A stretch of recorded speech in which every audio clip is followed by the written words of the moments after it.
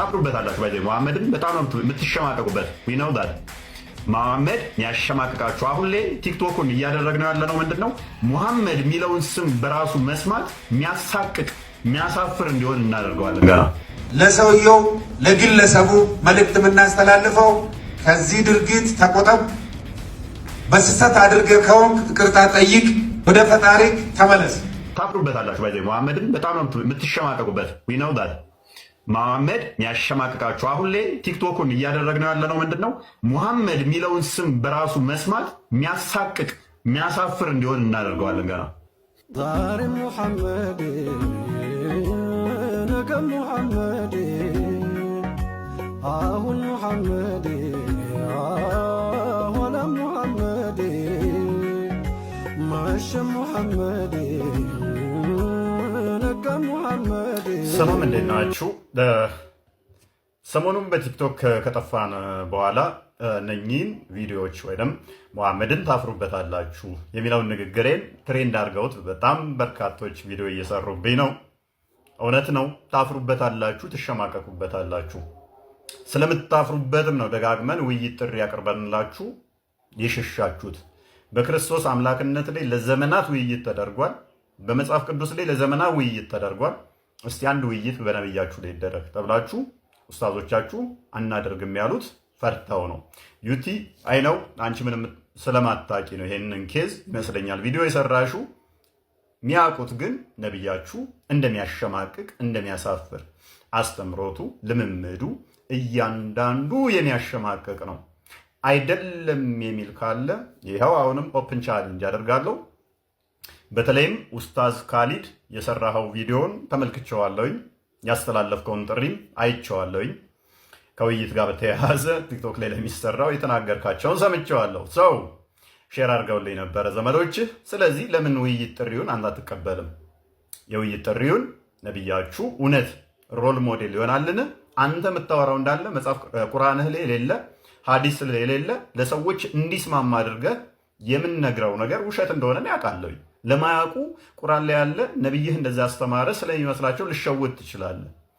እንደዛ በማድረግ ነው ህዝቡን የያዛችሁት በመከላከል እንደዛ ነገር ስለሆነ እኛ የምንናገረው እውነት መሆኑን እኛ ስለምና ኮንፊደንስ ኖሮን ያው ጥሪ እናቀርባለን። ደፍራችሁ ግን አመጡ። ኡስታዝ ካሊድ ድጋሚ ጥሪ ያቀርብልሃለሁ። መወያየት እንችላለን። እሱ ማይመጣ ከሆነ ደግሞ ሌሎች ኤኒ ኡስታዝ ኤኒ ሼክ ነብያችንን አናፍርበትም እንወያያለን ለሚል በሬ ክፍት ነው። በኮስት ዲቤት ማድረግ እንችላለን።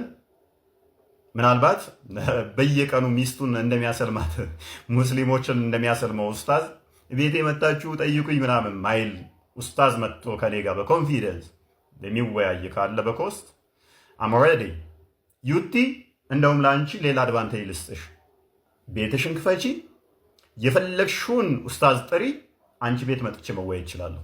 አንቺ ቤት መጥቼ አንቺን ለማዳን ስል አንቺንና አንቺን ዙሪያ ያሉትን ለማዳን ስል ሙስሊም መሆንሽን በአቅም አንቺ ቤት መጥቼ ግን እወያያለሁ።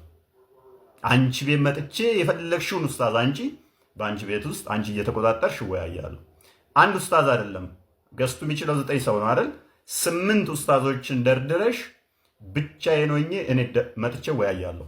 አንቺ ቤት ውስጥ ብቻዬን መጥቼ መሐመድ ለሰዎች አርያ ምሳሌ ይሆናልን መወያየት እችላለሁ። መሐመድ ብቻውን መቆም አይችልም የሚሉ ከሆነ አብዝተው ቅዱስ ጳውሎስን ስለሚወቅሱትና ሐሰተኛ ነው ብለው ስለሚሉ ቅዱስ ጳውሎስን መደረብ እንችላለን። ሐዋርያው ቅዱስ ጳውሎስ ወይንስ መሐመድ ነው ለሰዎች አርያ ምሳሌ የሚሆን? ማንኛው ነው አሸማቃቂ አስተምሮን ያስተማረው? ልምምድ ቆሻሻ ልምምድ ያለው ማንኛው ነው?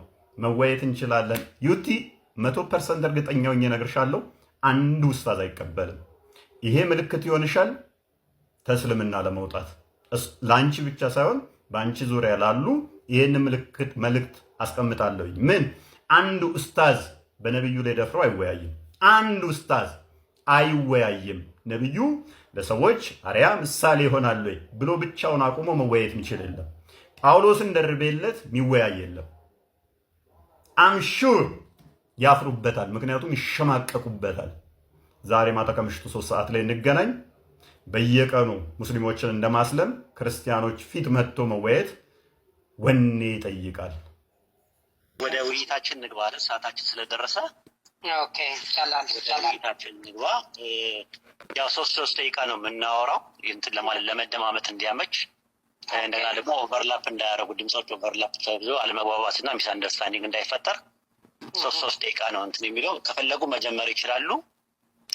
አይ እናንተ እኔማ ሰሚ ነኝ እኮ አሁን ሰሚ ነኝ። ምንም እንትን የለውም። ኢንትሮዳክሽን ነው። ሁለታችንም 3 ደቂቃ ኢንትሮዳክሽን እናወራና ከዛ በኋላ ሪቫትል ሴሽን ይኖረናል። ከዛ ክሮስ ኤግዛሚኔሽን ይኖረናል ማለት ነው።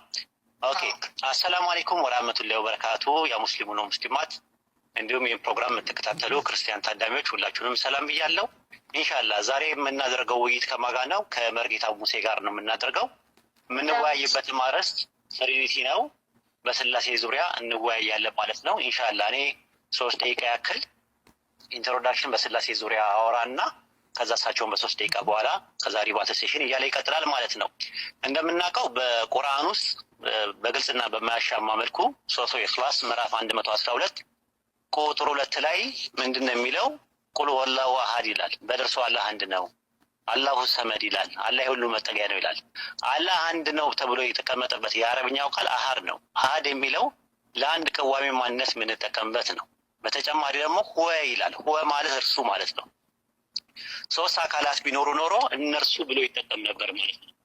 በተመሳሳይ ወደ መጽሐፍ ቅዱስ ስንመጣ ፈጣሪ ወይም ሰማይና ምድር በመካከላቸው ያለውን የፈጠረው አንዱ አምላክ ሁል ጊዜ አንድ ማንነት ነው። 3 ማንነት አልነበረው። ስለዚህ ሁል ጊዜ ሲናገር ምንድነው? ከኔ በቀር ሌላ አምላክ የለም እያለ ሁል ጊዜ ይናገራል ማለት ነው። ለምሳሌ ትንቢተ ኢዩኤል ምዕራፍ 2 ቁጥር 27 እኔ አምላካችሁ እንደሆንኩኝ እኔም በእስራኤል መካከል እንዳለው ከኔ በቀር አምላክ እንደሌለ ታውቃላችሁ ይላል። ኢሳይያስ ምዕራፍ 44 ቁጥር 6 ላይ ምንድነው? ከኔ በቀር ሌላ አምላክ የለም እያለ ይናገራል። ብዙ ቦታ ኢሳይያስ ምዕራፍ 44 ቁጥር 8፣ ኢሳይያስ ምዕራፍ 45 ቁጥር 5 እና 6 ላይ፣ ኢሳይያስ ምዕራፍ 45 ቁጥር 18 ላይ፣ ኢሳይያስ ምዕራፍ 45 ቁጥር 21 ላይ፣ ኢሳይያስ 45 22 ላይ፣ ሆሴዕ 13 4 ላይ የመሳሰሉ ጥቅሶች ላይ ከኔ በቀር ሌላ አምላክ የለም ዜር ኢዝ ኖ ጋድ ቢሳይድ ሚ እያለ ይናገራል። ኦኬ ስለዚህ ምንድነው? አረብኛውም እንደዛ ነው። ላኢላሃ ኢላ አና ነው የሚለው ከኔ በቀር ሌላ አምላክ የለም። ስለዚህ እኔ የሚል አንድ ቀዋሚ ማንነት አለ። በዚህ ቀዋሚ ማንነት ላይ ተደርበው ያሉ 2 አካላቶች በመጽሐፍ ቅዱስ ላይ የሉም። የሚመለከውም አንድ አምላክ ብቻ ነው ያለው በመጽሐፍ ቅዱስ። የአንድ አምላክ አንድ ማንነት ነው ያለው። 3 ማንነት የሚባሉ ነገሮች የሉትም። ራሱም 3 አካል አለኝ ብሎ ተናግሮ አያውቅም። ነቢያትም ሐዋርያቱም ምንድነው 3 አካላት አሉት ብለው አላስተማሩም። በመጽሐፍ ቅዱስ ላይም አንድ አምላክ የሚለው በመጽሐፍ ቅዱስ ላይ ኢየሱስን የላከ አብ ነው። ስለዚህ አብ ወልድ መንፈስ ቅዱስ አንድ አምላክ ናቸው የሚል የመጽሐፍ ቅዱስ ጥቅስ ከኦሪት ዘፍጥረት እስከ ራዕየ ዮሐንስ ድረስ አናገኝም። ይሄ አንድ እግዚአብሔር ስማ እስራኤል ያህዌ ኤሎሃይዱ ያህዌ ኻድ ተብሎ የተባለው አንድ እግዚአብሔር ያለው ዘዳግም 6:4 ላይ ያለው አንድ እግዚአብሔር አንድ ማንነት ነው ያለው። 3 ማንነት አለኝ ብሎ አላስተማረም።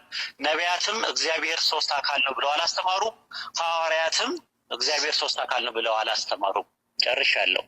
ለሰውየው ለግለሰቡ መልእክት የምናስተላልፈው ከዚህ ድርጊት ተቆጠብ፣ በስህተት አድርገህ ከሆንክ ይቅርታ ጠይቅ፣ ወደ ፈጣሪ ተመለስ እንለዋለን። ሁለተኛ እሱ እምቢ ብሎ ይህንን ይቅርታ ካልጠየቀ ሕግ ያለበት ሀገር ስለሆነ ሕግ አክባሪው አካል የመንግስት አካል ይህንን ነገር ተከታትሎ ለሕግ እንዲያቀርብልን